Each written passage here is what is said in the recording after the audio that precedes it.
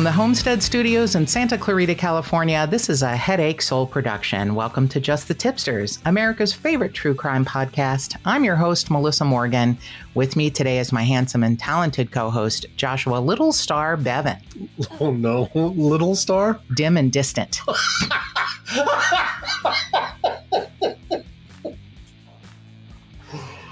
Okay. You're my little star.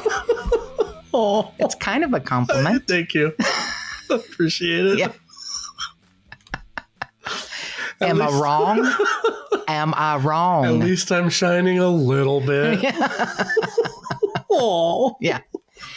Got reprimanded again last night by Tipster Michael, who said, "Bungalow, really?" Really? And I'm like, yeah, nothing upstairs. It's and Joshua and I have discussed it comes straight down gender lines. The girls are happy that I have little nicknames for my coworker, and the dudes think I'm mean to you. And I am really nice to you. Wow. Am I nice? Say it. Wow. Say it. Say I'm nice. Say I'm good to you. Say it. Tell Say everyone. it. Tell everyone I'm okay here. Say it. Blink if you need help. Yeah, right. Did you put a note in your hoodie in case someone finds you? Help me. I am nice to you. Yeah, you are. Okay, good. All right. Yeah. I did not have anything pointed at Joshua. No. What are those things called? A compound bow or a gun or? No, I have said it before. It feels like, I'm sitting on the couch and you're Jeff Ross. Yeah. Roasting and you're Tom Brady and I'm, yeah, exactly. We had a gathering last night of the widows and widowers group that I belong to. And one new person insisted on saying, "Oh, I ended up at the cool kids table." And I was like, "No, you did not. No, you screwed up. Yeah, you need to move on. You need to move to a different table, sir." He goes, "I love my new dysfunctional family." Uh-huh. And I go, "This is the Manson family. Uh-huh. Get along. Go on, get." Man, you're much too nice. Uh-huh. We're going to eat you alive. So, anywho, yeah. So we are pretty happy about our sponsorships as usual. Yeah. Our sponsors, Graveline Tours. We are set for late June. Joshua and I and Tipster Charlotte and Tipster Sienna will have to go at a different time because everyone's schedule is sort of compressed, but a wonderful tipster is coming to visit us, and she and I are going to see the Black Dahlia, and I'll just pretend I haven't seen it, and then you and I can go later. Listen, I know you were already going to know all the information the first time. Not all of it. But not all of it. But I am so excited to go. So I will be reporting back after the end of June. We're usually a week or two ahead as far as recording these. So you'll hear, sometime in July about the tour. But I expect it to be magnificent because I know it already is. And we are really happy to talk about our newest sponsor, which is Magic Mind. And I'm really excited about talking to you about this because I was a customer and then they became sponsors. And I really notice a difference in my mind, my body. I took them before and then ran out. I took 15 days, I think, and I really felt a difference in how I felt. And I wanted to keep doing it. And then I kept waiting and waiting for the sponsorship. And I just went ahead and bought them because I didn't want to go without them anymore. So I am a paying customer, and I am now so happy that they are sponsoring us. I've just taken the 7 days, and we're supposed to kind of let you know how things feel after 3 days, after 7 days, after 14 days. I felt a difference right away. And I'm like, is it just my brain playing a trick on me? But it's not. I have I've mentioned before, a couple of weird autoimmune issues. And I sometimes am tired in the afternoon for no reason. Like I'm like, I don't break rocks for a living. I'm not out landscaping. Yeah. Why am I so tired? And I do not like to take naps during the day, like maybe on a weekend, but I was having trouble holding my head up. I would be sitting here trying to write down time codes for our beloved editor, Matt, or, doing research on what we were going to record next. And I couldn't hold my head up. Yeah. So I think the name Magic Mind is kind of perfect. So it is, like an elixir. They call it a mental performance shot. It's got, great vitamins, vitamin C, vitamin D, but it's got, mushroom nootropics and other things that are so healthy for your body. I can tell you what it does for me. It helps me stay level throughout the day. It doesn't give you a big shot of caffeine. It does have some caffeine in it because it has matcha, but it's not like it's going to, make your heart race. It's not going to speed up anything. It's going to help keep you sort of level. It's amazing. It's 100% safe. You can use it in combination with your favorite caffeine, which I have it. I'm going to post a picture. I have it stored in the refrigerator. It's best cold. I like it as a little shot in the morning, right next to my Mountain Dew Kickstart. And nice. So I didn't realize that caffeine doesn't actually give you energy. It blocks the neuroreceptors in your brain that tells you you're tired. That I didn't know that. I did not know that. So when those receptors, a couple of hours after, you've taken some coffee, when they drop, you have like a caffeine crash. Sure. This keeps you level. It keeps you level all day. It's got 12 active ingredients that help support your body's, energy engine. And it's a doctor validated. They have an advisory board of doctors and researchers. They've done over 100 iterations of this. And I'm like sort of in love with it. And if you, would like to try it, I hope you will. If you go to Magic Mind, you can put in the promo code Tip-Sters20. You get 20% off. And I believe there's actually even a special discount for your first order. And I believe you get free shipping. Cool. So it's, if you have any questions or want to know anything about it, please message me and I'll tell you. I have, taken it strategically now for a week, and before that for 2 weeks, and missed it so much I didn't want to be without it. So I now have a good supply and I'm going to keep taking it. And I bet you I'm going to feel even better and better. I bet you Joshua can tell I'm not as crabby and tired. Yeah, no, absolutely. I don't have anything sharp pointed at him. As far as you people know, because it's an audio medium. But yeah, please consider trying out Magic Mind, because it's something I'm going to stand behind, and I wouldn't tell you about it if I didn't believe in it. And I truly believe in it. So it's that time of year again, and it's a terrible thing that we even have to talk about this again. Every year around the end of May, we talk about the Bill and Peggy Stephenson case. And the first time that I interviewed Detective Coy Cox was July of 2020, because the case came to me, ironically, from two wonderful high school friends, Donna and Melissa, in a Zoom call, because we were, it was during the pandemic and we were doing a kind of a class reunion once a month via Zoom. Oh. And they said, "Hey, have you ever thought about covering the Bill and Peggy Stephenson case?" And I was like, "Well, I don't know what you're talking about." And they told me, now we have covered it 3 times probably and 3 other updates. But if you want to go back and listen, the original episode interviewing Detective Cox was July of 2020, and that was episode 147. The following year, May 31st of 2021, episode 194, and May 31st of 2022, episode 224. So those are three times we've covered this case, and this is going to be the 13th anniversary on May 29th of this case going unsolved. And I will use the words of Detective Cox: "It is never a cold case, but it is becoming an old case." Oof.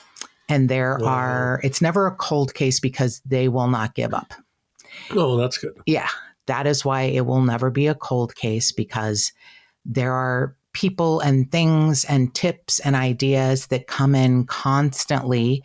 And we're going to give you a place where I have begged numerous times because our largest audience is in Southern California and in the Cincinnati area. Mm-hmm.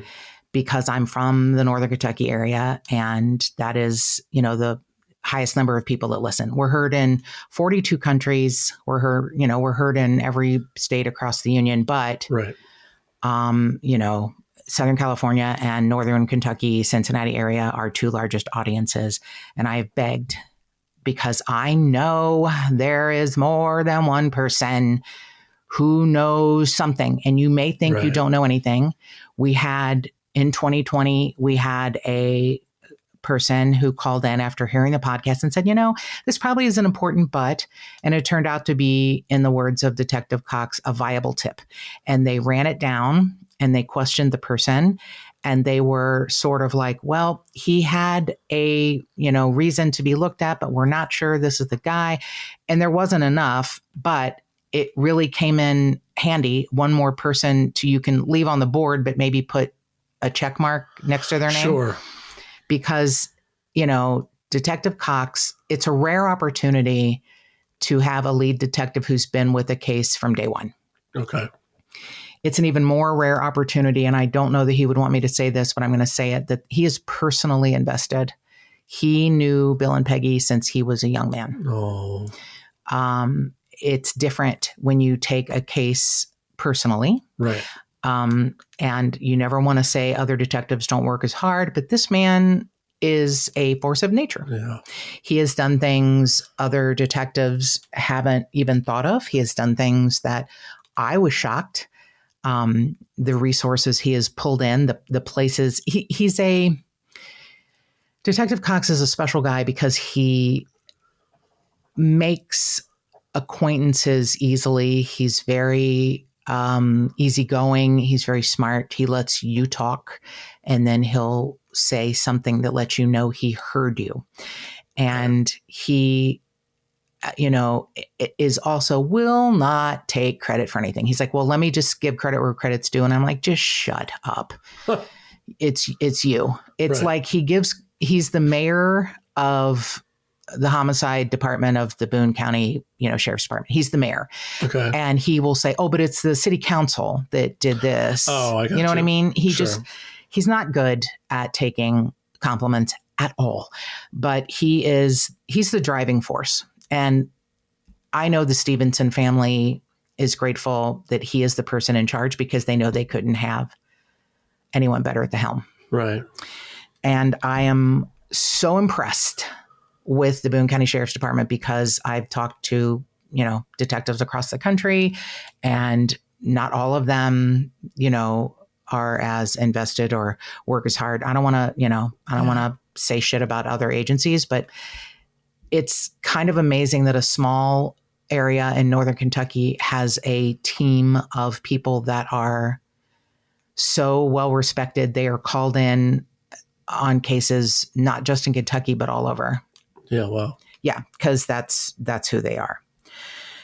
So I am going to say, because it gets hard, because Bill and Peggy believed very strongly in their faith. They were 40-year members of the Union Baptist Church, and Bill had started a trucker's chapel out of a trailer at a truck stop right at, the beginning of Northern Kentucky, at a big truck stop, because truckers who were traveling across the country and couldn't be at their home churches, they're working on a Sunday, he wanted them to have a place to worship. So because they were who they were, Peggy, played piano and organ, and Bill was a deacon in the church, I'm going to start with a Bible verse that I think might be helpful, because I'm on the periphery and I'm tired. I can't imagine what the people going through this are feeling. Sure.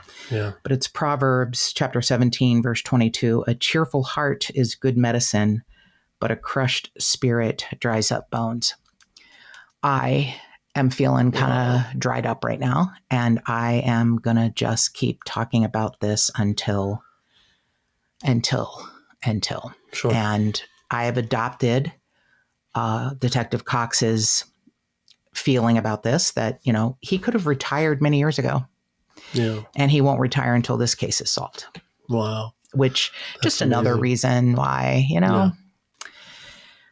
So, besides the fact that it's the anniversary, we received a message from a journalist in Idaho, and she is pretty spectacular. I sent her message to Detective Cox, and he said, I don't disagree, and keep the tips coming. So that's what we're doing here. Okay. He is grateful for all of you who have called or emailed, and he has run down the tips that came specifically from this podcast. And that makes me so proud of the Tipsters. Yeah, way cool. Who are as remarkable as Detective Cox. What so many people who listen to this podcast want is justice. There's no closure. There's never going to be closure, but there can be some form of justice. And I pray, and I know deep down somewhere in my heart, I'm praying to God it's in my lifetime.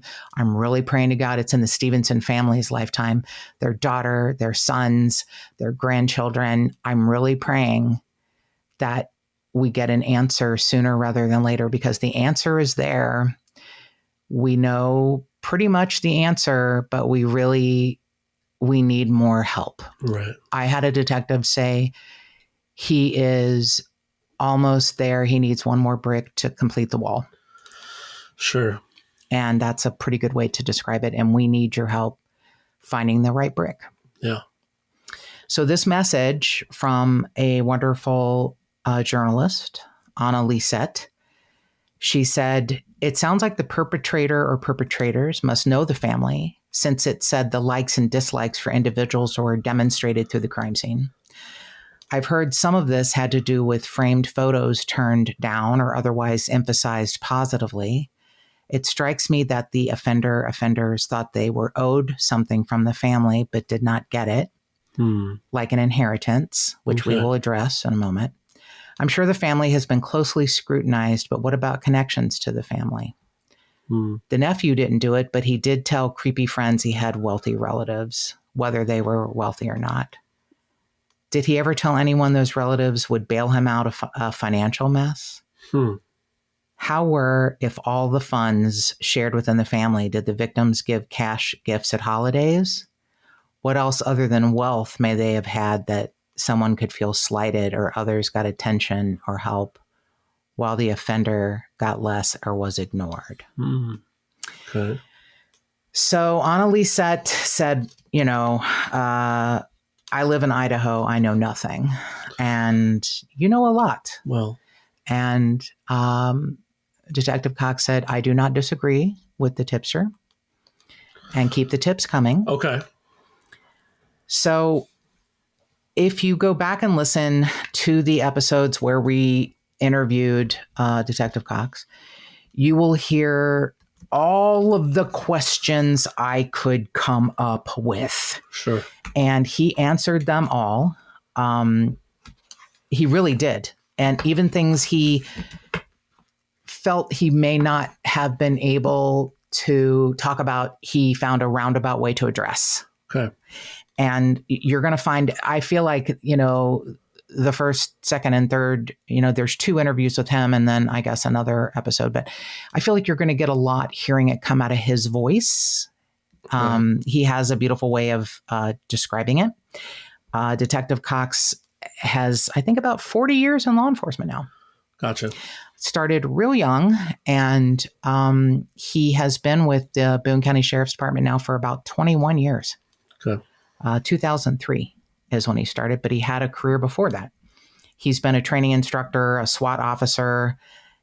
He, as I said, was the first responding detective on the case, and will not let it go. He has had other people work with him. One was a detective, Matt Mullen, and he retired, and his current partner is Detective Tim Adams. And I've broken bread with both of them, several times, and they're lovely human beings. Cool. And Tim is the anti-coy. because Coy, even though his name is Coy, he will talk. Okay. And Tim will not. Got it. Tim is the most adorable, stoic, Cool. just, can't break him. And Cool. and Coy says it's Tim's job to sit there and say, shut up, Coy. Yeah. They really are a great team. They're a great team. But he said his job is also to not let Coy get narrow casted or single focused on one thing or one person. Got it. So I don't think Detective Cox will be upset with me saying this because he has said it in interviews with the local Cincinnati channel. I think it's Fox 19. He said, I think we know we have a pretty good idea of who did this. Okay. And he has said out loud, hey, we've got a good idea. And they're just not enough to arrest that person yet? Or them, more than one. Okay. Yes. All right. That is why we're asking for the last brick. Got it. And I understand because he says, I can't bring this case to the Commonwealth attorney and then have them decide to indict someone and go through the court system and have jurors who want TV DNA wrap up. Oh. There is DNA. Yeah. At this point, it is not conclusive enough to be tested to say it was this person or that. Wasn't this the one where it looked like there was fake DNA at the scene, or like a mixed? You could say because it isn't enough to get a conclusive profile. Mm-hmm. It potentially could have been planted. Gotcha. Because it's such an odd array. Okay. It's I'm not, great with chemistry and, but it's potentially a mix, and that is why it's difficult to get a true profile from. I believe because of the advancements in the last 4 to 5 years, I believe it will eventually become more viable and be able to be tested. I don't know that it will lead us to the actual person who did it, but because it may have been planted and it could be someone else's. Sure. Okay. So the way that this DNA is there, it's difficult science-wise to separate it. Is that? Yes. Okay. That's it. Thank you for boiling it down. That's what okay. Yeah, that's it. It's hard right now. But then we might figure out how better to separate it. And then just the fact that it was mixed is like, well, okay. That weird, could be right? a bigger clue than the perpetrator imagined. He or she could have thought that they were really throwing detectives off. Right. Because you pull, so you get, instead of actually leaving my own DNA, I'm going to bring in fake DNA from 3 of my friends or wherever I got this blood. Or hair or saliva and splatter it around. And then now later on, we're going to be able to separate it. And, oh, wait, where did you get those samples to fake? That could be a weird bit. Perhaps that leads back to someone. Cool. Okay. Perhaps. Or not. Right. Like it could be like, oh, okay, I went to a bunch of different homeless people and said, here, spit in this cup. And for $1 or something. Yeah. Mm-hmm. Yes.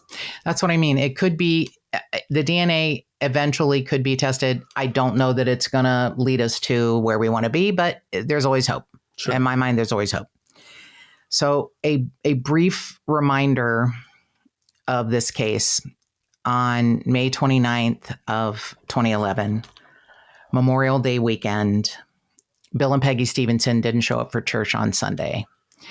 And a family member went to the home to do a welfare check. And Bill and Peggy, both 74. Peggy had some health issues that made mobility not the easiest for her. You know, they were both hanging in there. And they were found not dead from a medical emergency or from a fall, but in the most horrific way. And this case is classified as one of the 1%ers because of its complexity and totality of violence. Okay. 1%. 1% of the murder cases in the United States. It is classified by the FBI as a 1%er. Wow. Gosh. So all of the questions that one would think to ask, and believe me, I started this journey May 29th of 2020 and interviewed Detective Cox at the beginning of July. So I took a good month to accumulate, and we had a lot of discussions and beforehand. He has a lot of parameters, and I followed every one of them, and I was happy to do so. And in exchange for that, he was so open, and present and honest with me. Way cool. Part of that was after we had stopped recording. And we talked for about another 45 minutes. And he goes, look, I know you're going to try to get me to tell you, and I'm not going to tell you. And I'm like, all right. But I would, say, what about this? What about this? What about this? And he answered everything I could think of. Okay. So I said, you've been in the business a long time. Is this the most bizarre case you've ever seen? And he said, yes. I will tell you, in the subsequent years, I have found out tidbits and bits and pieces, and it's more weird than you can imagine. Yeah. I bet. The information he is comfortable letting out is that he says this, and I still don't know that I can wrap my head around it. He said, we don't have a crime scene. We have a staged scene. Yeah. Okay. I don't really understand that, but he said every single space in that 2-bedroom, 2-bath condo was changed in one way or another. Wow. I don't know that this is a fact, but it is rumored that their bodies were littered with garbage. Right. There are rumors that there were pictures hung upside down. Certain people's pictures were highlighted. Certain people's pictures were destroyed. Okay.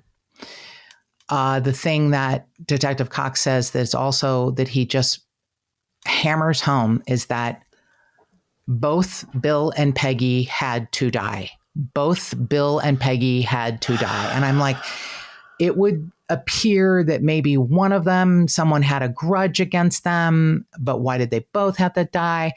I will tell you, I have theories. I have no idea if any of my theories are right. I feel like Anna Lisette, the journalist, is close to home. Detective Cox explains that both of them could have been separated from the other if only one had to die. Okay. Peggy could have been asleep and Bill could have been injured. Bill could have been asleep and Peggy could have been injured, but both had to die.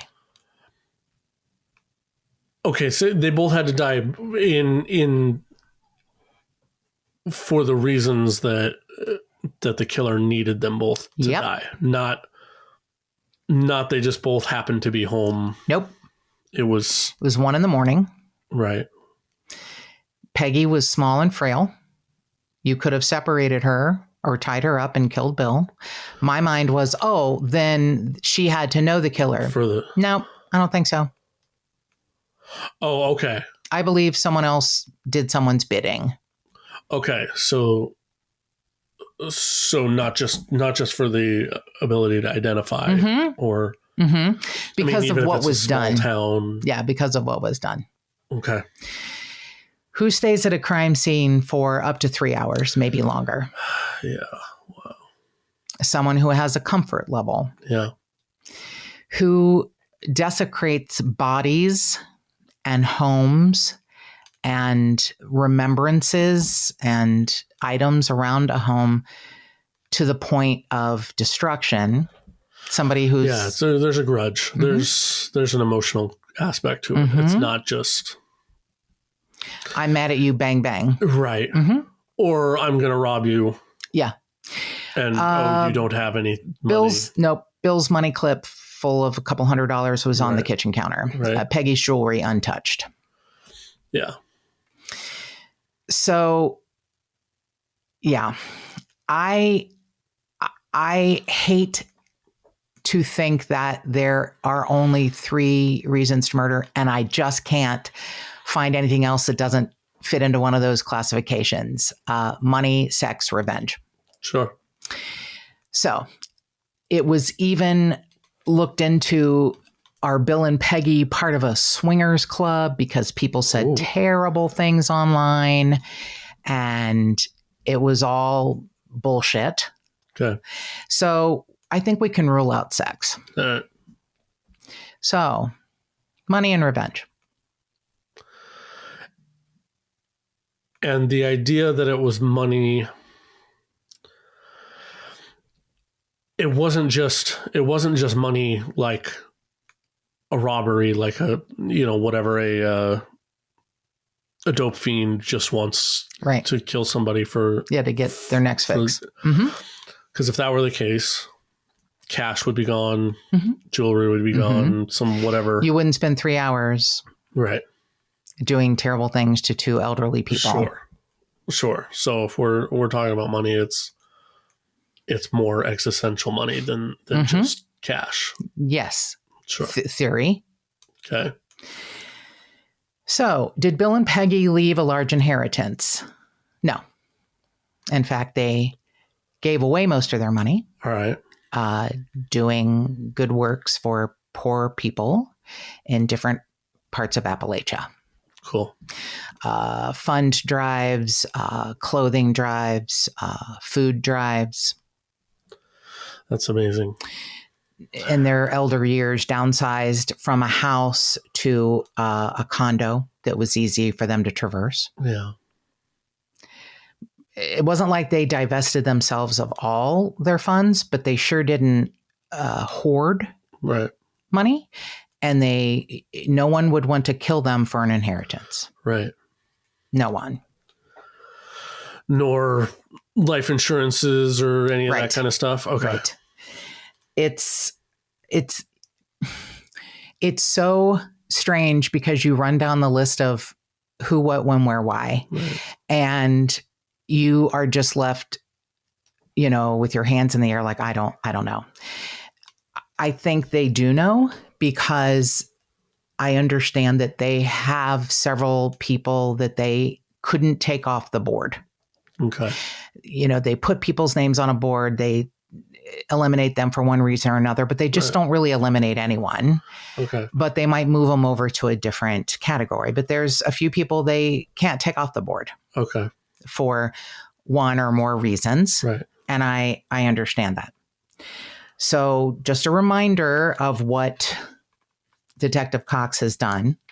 He, has been so open. He has talked to a psychic. Okay. He found a way to get Bill and Peggy's case submitted to the VDOC Society. VDOC. VIDOCQ. What is that? Eugene Vidocq. Okay. Was a French criminalist.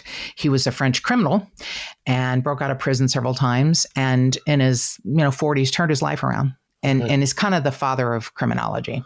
Okay.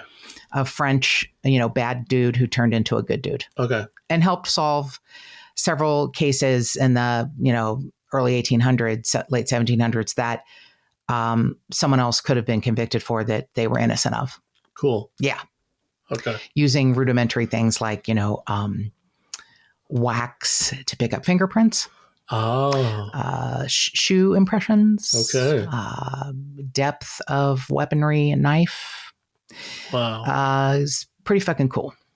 Cool. So The VDOC Society was started in, I think it was maybe the 80s, by Frank Bender. And I'm a huge fan of Frank Bender. Frank was or is maybe still, a criminologist, but he had a gift for making clay facial recreations and busts of people, age progression, victims. But his most famous one is John List. And he did a bust of John List, who had, was a family annihilator, killed his entire family, turned the air conditioning on, left, and went to Denver. And his family wasn't found for a month because he was like some sort of uber weird religious dude. Whoa. Killed his, I believe it's his mother. I don't think it was his mother-in-law. His mother, his wife, and all their kids. Wow. Laid him out in the ballroom of their mansion. Oh my God. Frank Bender said he's, it's 30, 40 years later. He's going to wear these kind of glasses. And here's how he's going to age. He's going to have jowls because his father and grandfather did. Wow. And the bust of John List as an elderly man is remarkable. Wow. Okay. Frank Bender, my beloveds, Frank Bender, Carl Koppelman, Tatiana Falsetti, people who are true artists. And I swear to God, I just think they are an open channel. Yeah. That's what he's kind of known for. So he started the VDOC Society, and he has, I think it's about 80. If someone like leaves or retires, they replace someone, but it's about 80 different specialists who know something. Okay. Photography, fingerprinting, history of things. And they got this case presented. They meet once a month. So they only do 12 cases a year. All right. Once a month in a ballroom in Pennsylvania. Okay. At a hotel. It's a Saturday and a Sunday. Typically, the detectives present the case on Saturday. They think about it, break into breakout groups overnight. Okay. The next day, they present what they think their findings are. This case was so layered, they took longer to present it. And at one point, Detective Cox said, "Look, we've already run over time." They're like, no, keep going. Wow. No, you keep going. Huh. So they talked to someone who was an expert in rituals. Okay. Because there was enough weird signs or things done that they thought, could this be satanic? But it was kind of maybe meant to look. Yes. Okay. You're exactly right. All right. This is why you would be a good detective. Yeah. It was staged to look like something else. Yeah. Okay. Like, hey, let's let the detectives think it's X and it's really not even close to Y. Got it. Yeah. So this expert in satanic rituals, and believe me, Detective Cox, Detective Mullins, Detective Adams went to the ends of the earth. Okay. The official description is there's not enough of one thing to make it any kind of ritual. Got it. There isn't enough to point toward, Wiccans or pagans who are basically peace-loving. Sure. They're not, into murder. Right. But I'm just using that as words people know. It's also not the Alpha Draconian alien. It's not them either. But Got it. As far as we know, it could be the Greys. Could be the gray aliens, the ones with the small head. Yeah. Got it. So it's not enough of one thing to point toward anything. There's no through line. Okay. It's as if someone wanted to confuse detectives. And just borrowed half rituals from all these other places. Let's make it look like this, and these people will be fucking confused. Got it. So I think it was 2016. I saw a interview with Detective Cox, and I was flabbergasted. He was being interviewed by a female reporter. I think it might have been for the Fox affiliate. And he turned to the camera and said, "I know someone has a message for us and we don't understand it. So we would love for you to reach out to us in any way possible. Let us know what you want us to know." Wow. I had never seen that. Okay. That's why when I started doing research before I interviewed him, I fell even more in love with them. Right. He is like one of those people that is just going to go to the ends of the earth. Right. So I think it was 2018 or 2019, November, that they got to present this to VDOC. Okay. And, they gave them their findings, but it's like, here was something I thought was pretty interesting. And I forget this, but even back then, 2018, 2019, so it had been, 7 or 8 years after the murders, the people at VDOC said, as a consensus, we believe you have interviewed the perpetrator or perpetrators at least once. Wow. Uh-huh. Okay. Now, that doesn't narrow it down because they've interviewed over 200 people. A lot of people once. Yeah. Okay. Bill was one of like 14 kids. Yeah. Big extended family. Right. One nephew had killed someone, but it was erratic and disorganized, and it was a crime of passion because he wasn't getting money from a woman. Right, okay. He hit her with her own skillet and a pepper mill. Oh, jeez. Right. But he got arrested immediately because he left so much evidence, including his like credit card statement on a pizza box. Oh, boy. Right. So he's in prison. I believe it's in Texas. They, of course, interviewed him. If you have someone in the family who's killed someone, you talk to them. But he was more just like a con man shyster. Okay. And like a Romeo that got money from people. And this woman was cutting him off. Gotcha. So he killed her. Not in his bag of tricks to plan this sort of execution. And let's just be honest, Bill and Peggy were executed. Got it. Executed. So my idea was, if there's more than one person involved, you can keep a secret between two people if one person is dead. Sure. One person's gonna fucking talk. Yeah. Sure. Okay. So, wait, are you saying that Bill and Peggy had a secret and that's why they both had to die? Or no. Or you're talking about the killers, the mastermind, and maybe potentially someone who enacted the act. Okay. I believe someone masterminded it, and one or more persons carried it out. And how do you keep that secret? You kill the partner? I don't know that the partner's been killed. Okay. I have a theory that the partner has moved further away. All right. Perhaps still in the state of Kentucky. Okay. I have another theory that the person who may have masterminded this and the person who did it may have met at church. Because that's a really good place to meet up with murder partners. Hear me out. All right. I believe a mastermind could convince someone, could groom them, and say, this is what was done. This is terrible.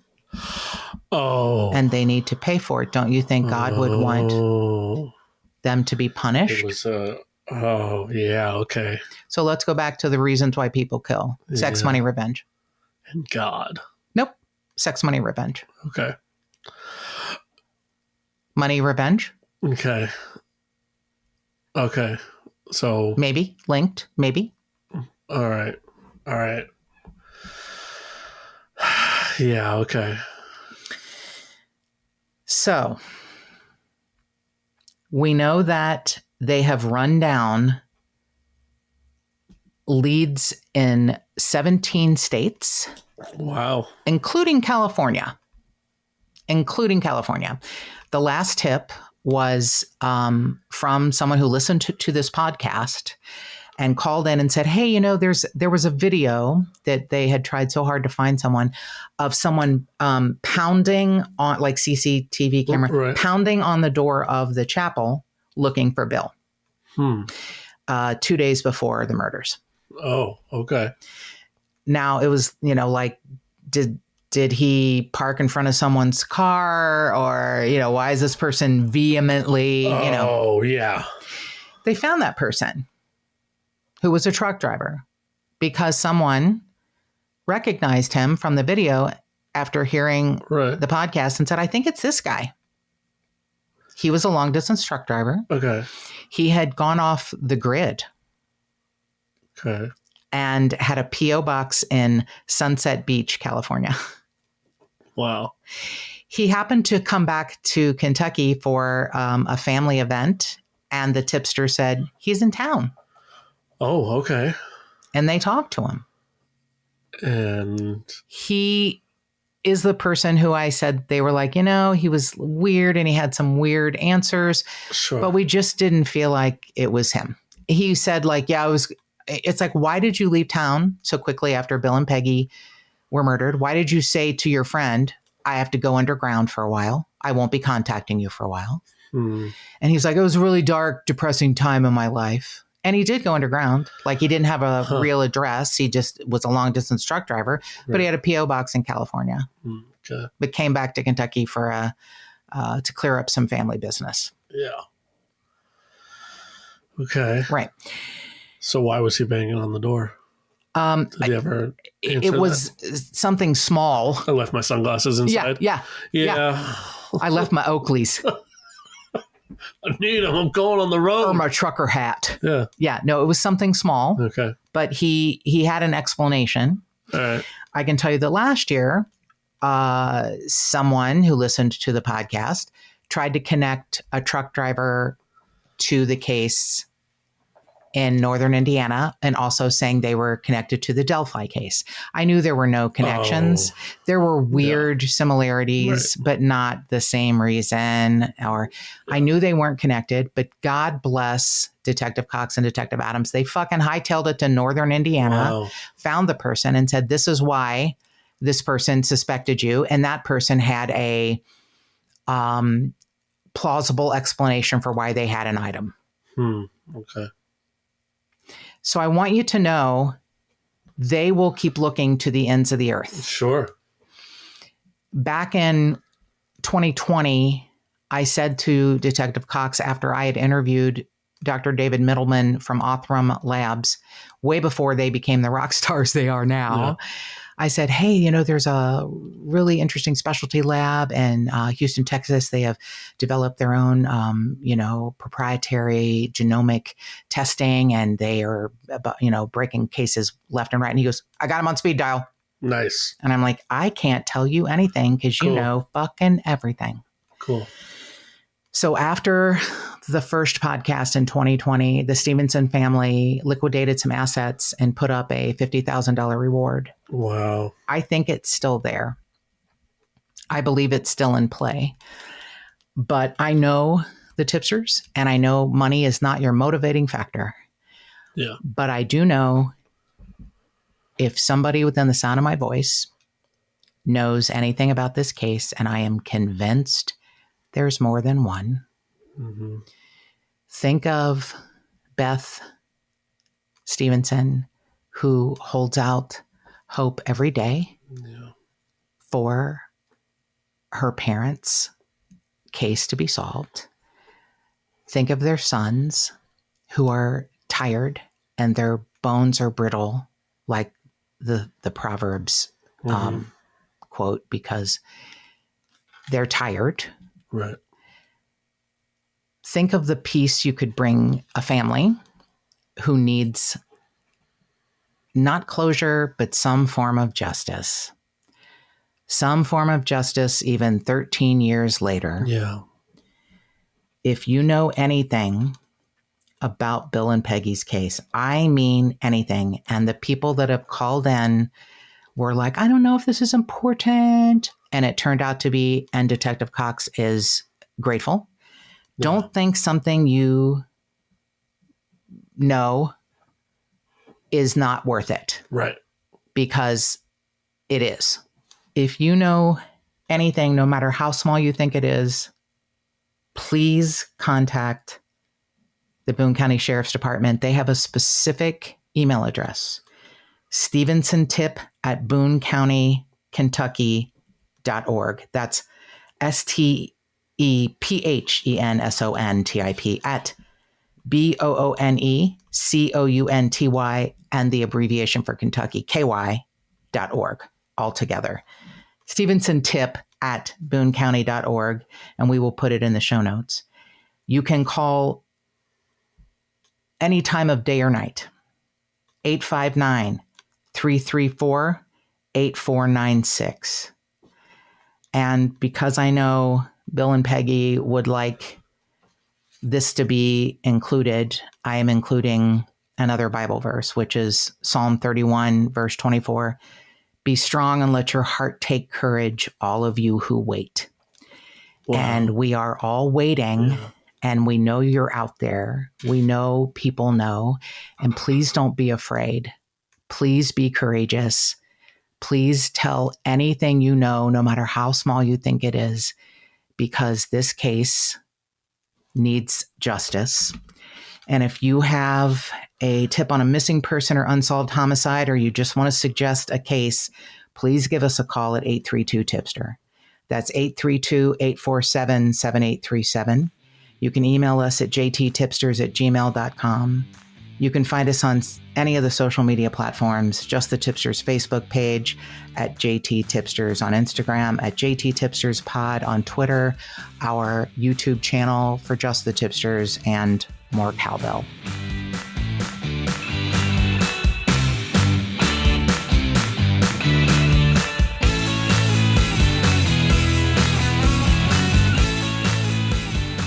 If you would like to support this podcast and get early access and other cool murderous swag, go to patreon.com/justthetipsters.